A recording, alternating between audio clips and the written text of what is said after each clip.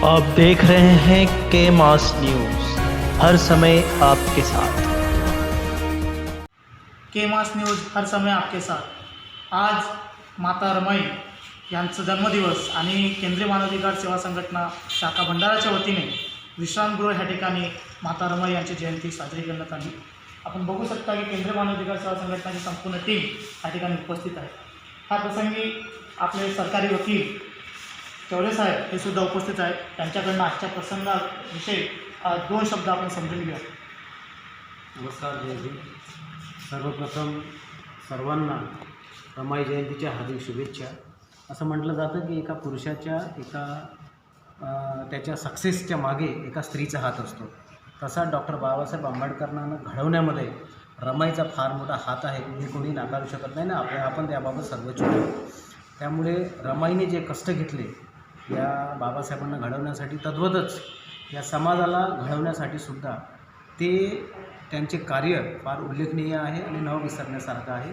त्याच्यामुळे आपल्या सर्वांना मी असं आवाहन करतो की आजच्या दिवशी रमाईची छायाचित्र आपल्या घरी नसेल तर ते आजच्या दिवशी आपण आपल्या घरी लावावं, असं मी आपल्या सर्वांना विनंती करतो आणि सूचनाही करतो।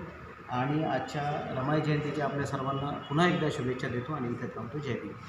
नमस्कार। आज रमाई आईची जयंती आणि ह्या जयंतीनिमित्त केंद्रीय मानव अधिकार सर्व टीम एकत्र होऊन आज रमाई जयंती साजरी करण्यात आली आणि अशोकजी बागुल DSP सर यांचेसुद्धा कार्य बघून आणि त्यांच्या ह्या भंडारा जिल्ह्यामध्ये सर्व ठिकाणी त्यांनी घेतलेलं आहे आणि त्यांचे जे कार्याची आपण त्यांचे सत्कार मोठे म्हणून त्यांचेसुद्धा आपण इथे सत्कार केलेला आहे।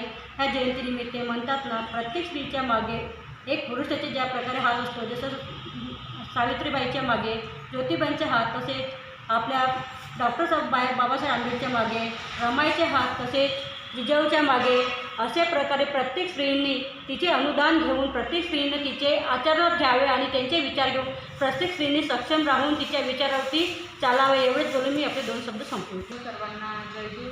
आजच्या या रमाई जयंतीनिमित्त सर्व राज्यामध्ये रमाई जयंती सर्वत्र साजरी करण्यात येत आहे।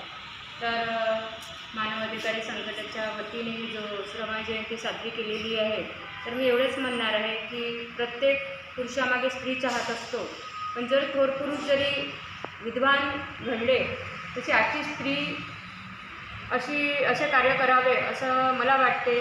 कारण बाबासाहेब घडले त्याच्या मागे हात रमाईचं होतं, ज्योतिबा घडले त्याच्या मागे हात सावित्रीचं होतं आणि पुरुषाला कार्य सामोर करणाऱ्या या महामानवांना मी अभिवादन करतो आणि आजच्या दिनानिमित्त सावित्री, रमाई, जिजाऊ अशा घडणाऱ्या स्त्रियांना पुन्हा एकदा मी मानाचा मुजरा करतो आणि जय हिंद, जय भारत। जय भीम सर्वांना। तर आज विश्रामगृह भंडारा इथं आज रमाई जयंतीचा उत्सव आज इथं पार पडत आहे। त्या अनुषंगाने मी दोन शब्द व्यक्त करतो की स्त्री ही एक 100% म्हणजे यशस्वी पुरुषाच्या मागे असते। स्त्रीने जर चांगले आचरण विचार अंमलात आणले तर खरोखरच पुरुष घडू शकतो।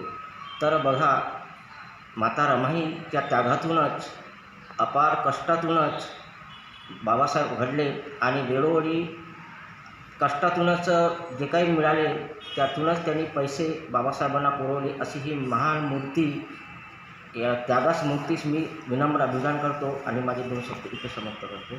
धन्यवाद।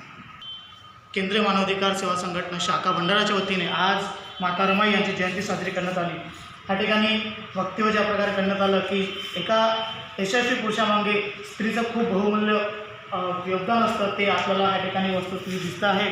डॉक्टर बाबासाहेब आंबेडकर आज जगात विख्यात आहेत आणि त्यामागे परिश्रम घेणाऱ्या रमाई आपल्याला माहिती आहे।